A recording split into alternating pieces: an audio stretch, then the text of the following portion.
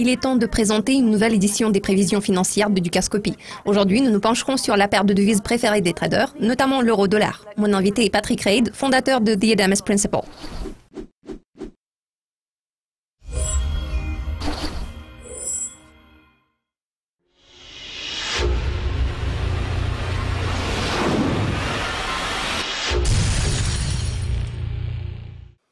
Patrick, la situation politique en Allemagne continue d'affecter l'euro. La monnaie unique réagit également aux commentaires bellicistes des membres de la BCE. La paire euro-dollar a récemment atteint son plus haut sur un an. Cette tendance se poursuivra-t-elle à court terme? La parité euro-dollar est influencée tant par des facteurs politiques que par des facteurs géopolitiques. Cette situation a attiré des acheteurs qui ont décidé de profiter de l'affaiblissement temporaire du taux de change. Je ne pense pas que cette situation puisse changer dans un avenir prévisible. En juger d'après le compte-rendu de la réunion la plus récente de la Réserve fédérale américaine, la Fed envisage de poursuivre son cycle de resserrement monétaire. Cela signifie que la Fed est en train de préparer les participants au marché à l'achèvement précoce des mesures de politique monétaire non conventionnelles ainsi qu'à la normalisation de la politique. De nombreux analystes mettent en question le positionnement courant du billet vert. Que pouvez-vous dire sur les perspectives de l'euro-dollar à moyen terme? La situation actuelle n'est pas favorable au dollar américain.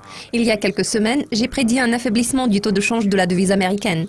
Je l'ai fait pour deux raisons. Premièrement, c'est la courbe de rendement des obligations américaines. En regardant les taux d'intérêt à court terme, nous pouvons constater que l'écart entre le taux de rendement des obligations à 2 et à 10 ans est minimal. Bien que le taux de rendement des obligations à 10 ans ait récemment augmenté, nous voyons que les taux d'intérêt à long terme restent plats. Cela laisse entrevoir un retournement de tendance. Cela exercera un impact direct sur le taux de change du dollar au cours de cette année.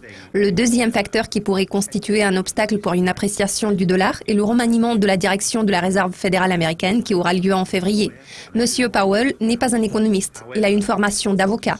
Cela laisse supposer que son manque d'expérience dans le domaine financier pourrait potentiellement exercer une incidence négative sur le dollar. D'ailleurs, l'indice du dollar s'est récemment établi en dessous de la barre de 92.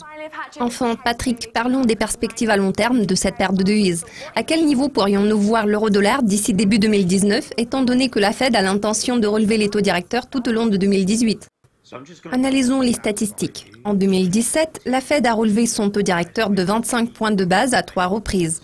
Il n'en reste pas moins que le dollar a affiché une mauvaise performance. Parallèlement, la Banque centrale européenne a élargi son programme d'assouplissement quantitatif.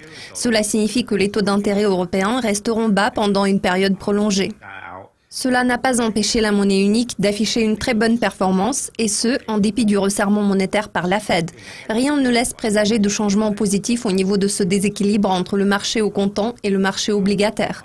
Le rendement obligataire a progressé. Cela concerne notamment le rendement des obligations à 10 ans. Cette tendance ne s'est toutefois pas reflétée sur le comportement du dollar, ce qui alimente des préoccupations. Cela va de même pour l'évolution actuelle de la courbe de rendement. Compte tenu de tout ce qui précède, je table sur une dépréciation du dollar américain. Merci de vos commentaires, Patrick. C'est toujours un plaisir de discuter avec vous. Restez à l'affût de nos mises à jour régulières sur Dukascopy TV pour être au courant de tout ce qui se passe dans le monde de la finance.